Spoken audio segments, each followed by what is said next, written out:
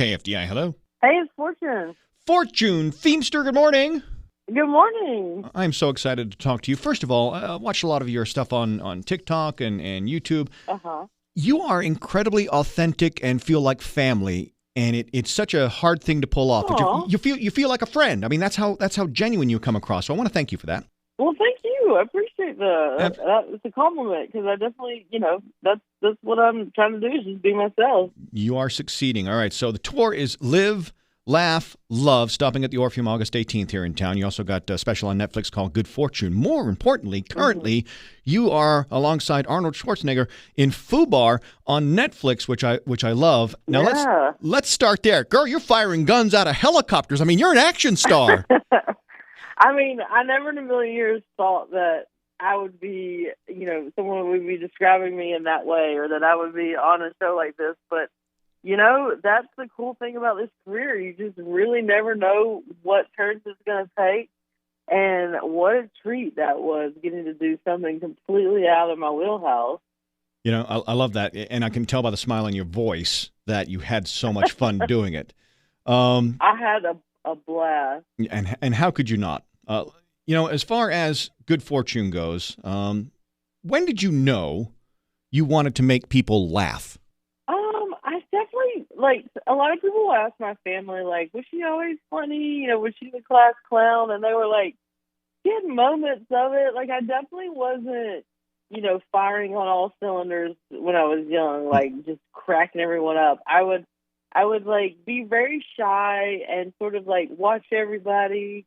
And then out of nowhere, I would kind of have this burst of funny where suddenly I was doing something silly or over the top or physical and making people laugh. And people were like, oh my God, where did that come from? And I think as I got older, it took just me getting more confidence, me feeling better in my own skin and having that confidence to just be silly without worrying what people thought of me. And I think it wasn't until I moved to LA, and I didn't move to LA with the intention of being a comedian. I moved out here as a life experience, but I took an improv class to try to make friends, and that's where I really discovered, oh my God, I'm actually pretty good at making people laugh, and that's where it all started. Yeah, you got to be brave to want to do any sort of stand-up or improv. There's a guy here in town who's invited me down a couple of times, and I'm scared, man. I mean, I'm pretty quick-witted, but that's a whole different ball game there. So I applaud you for getting the courage to do that. Yeah, well, you just have to not take yourself too seriously, right? That's the whole thing about comedy. Sure, is being willing to look ridiculous. Sure. Yeah, that's a fair assessment. Acting, voice acting, writing, stand-up. Do you have a favorite? What do you really? What's your favorite? I mean, I'd say it's a close tie between stand-up and acting. Those two definitely have my heart. It's a cool byproduct as part of this business to get to do things like writing and radio and voiceover. I love all of those things, and they all are such a cool part of my day.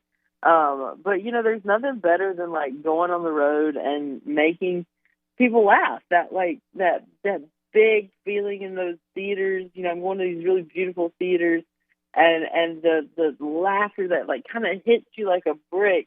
You go, oh my God, this is the greatest feeling in the world, making people happy and get to see it firsthand. Plus, I meet a ton of people on the road. Actors don't really get to do that. They don't get to really see a lot of the people that are watching their stuff. Right. And that affords me this very comfortable one-on-one relationship with people. But then, the road is daunting. So sometimes you need a minute. So I'll get off the road for a second and go film. I've mostly known for sitcoms, and I've gotten to do a lot of cool projects like that. And then this was a whole other ball game, just 5 months in Toronto, 15-hour days, in helicopters, shooting guns, running from explosions. Right. It was wild. Yeah, that's outstanding. All right, so you got a birthday coming up in a couple of weeks. Happy early birthday to you.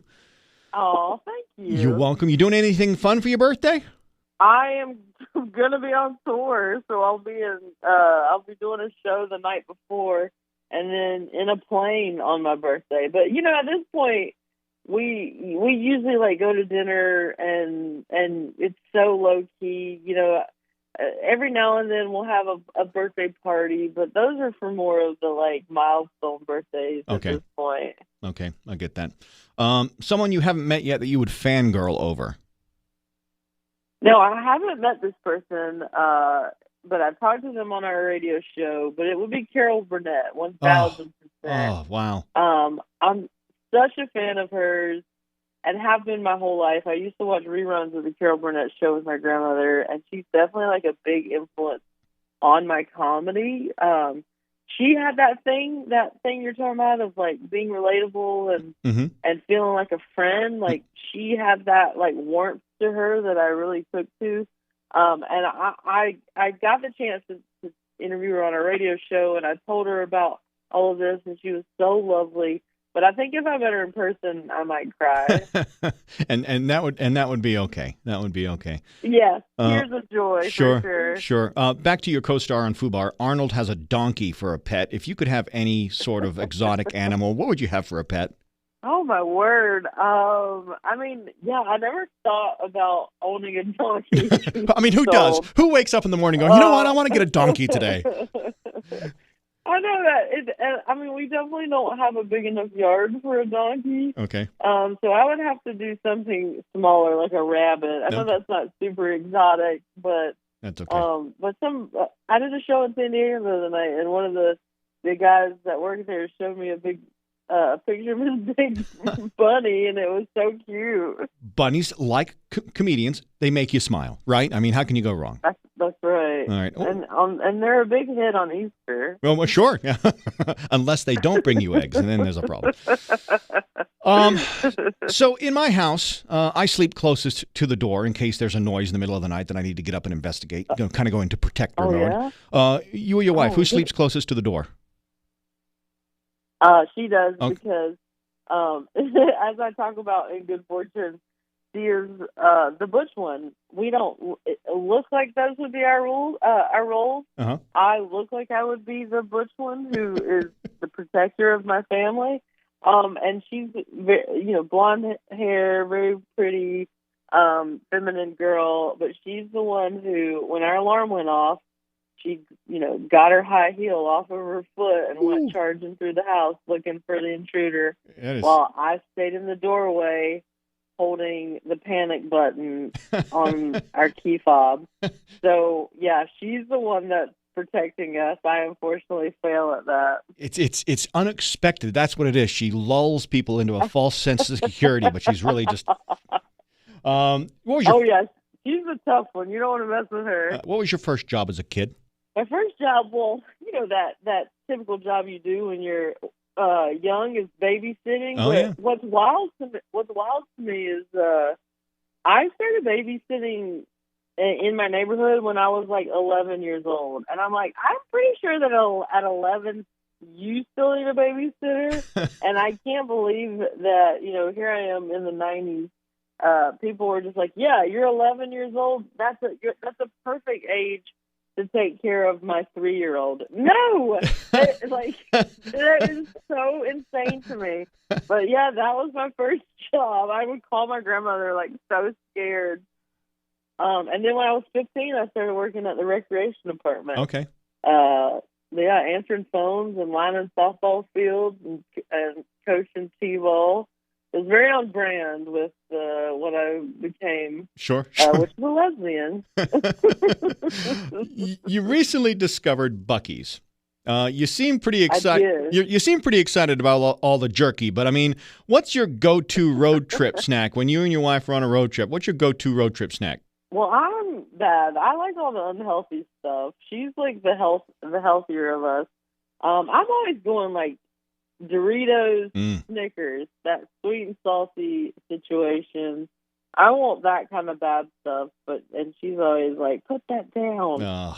You need some protein." I'm like, "Yeah, but it's a road trip." She's like, "We're always on the road." I'm like, "That's a good point." Hey, look, there's protein in the nuts and Snickers. You tell her.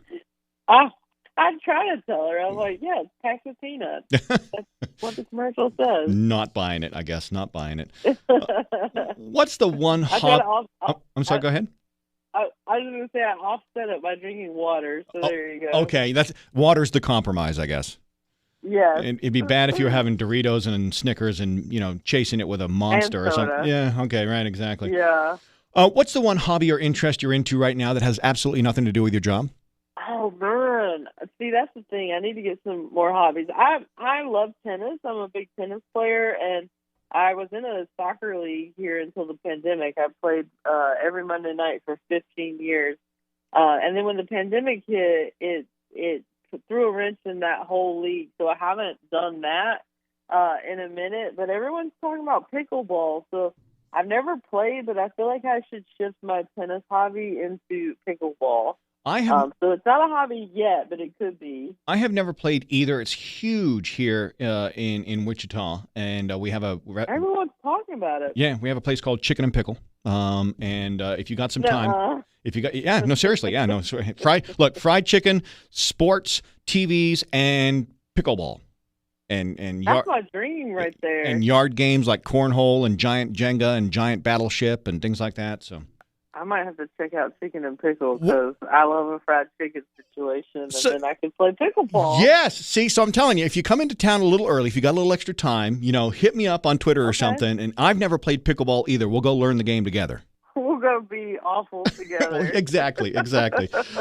Listen, a real pleasure talking with you. The tour is Live, Laugh, Love, stopping at the Orpheum on August 18th. I believe it's your second special on Netflix called Good Fortune. Very funny. And currently in Fubar with Arnold Schwarzenegger. That series is such a ton of fun to watch. And I wish you continued success and can't wait to see what you're doing next. Thank you. It's so great talking with you. I really appreciate it.